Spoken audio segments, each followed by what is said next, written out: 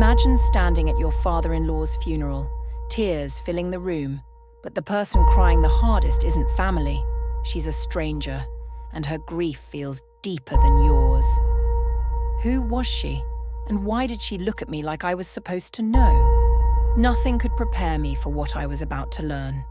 My name is Sarah. I've been married to Daniel for 7 years. His father, George, was a quiet man.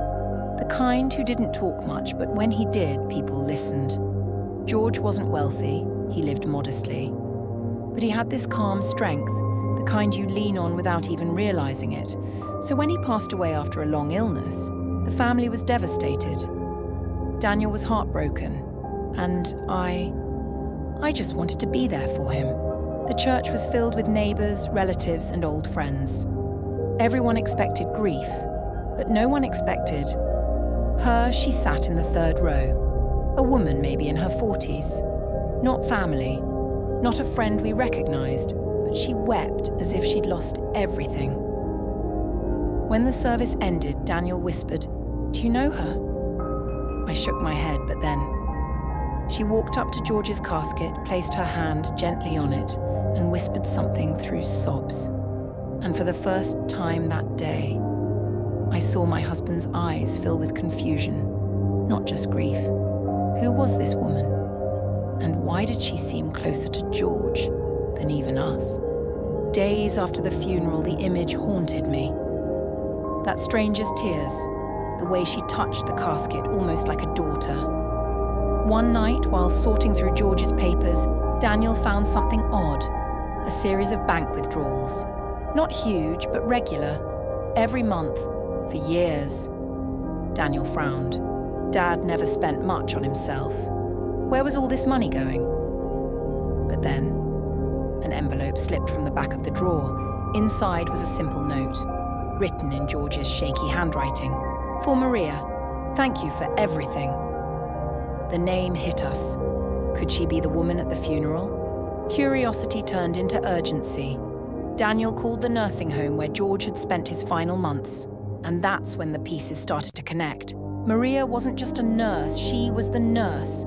The one who had cared for George when he couldn't walk, when he couldn't feed himself, when his pain was unbearable. But then, why the money? Why the secrecy? Why didn't he ever tell us? Finally, we decided to visit her.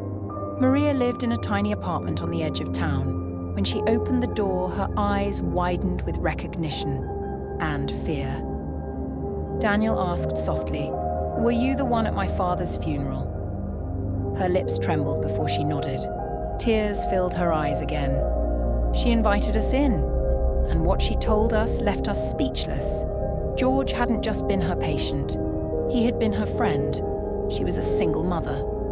Her daughter had dreams of becoming a doctor, but tuition was impossible. Quietly, without ever telling his family, George had been helping them. Month after month, year after year.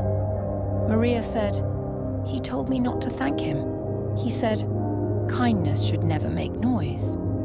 At that moment, Daniel broke down. He realized his father had left behind something greater than money or possessions. He had left a legacy of kindness, invisible to the world, but powerful enough to change a life. As we left Maria's apartment, Daniel squeezed my hand. For years, he had wished his father had been more open, more expressive. But now he saw George had been speaking all along, just not with words. Sometimes the greatest love stories aren't about romance. Sometimes they're about the quiet ways we choose to lift someone else up. George didn't just leave behind memories. He left behind hope. Love doesn't always shout, and kindness rarely makes headlines. But those small hidden acts, they ripple across lives in ways we may never fully see. Because in the end, the loudest legacies are often the quietest ones. If you discovered your loved one had been secretly helping a stranger, would you feel betrayed or proud? What would you have done?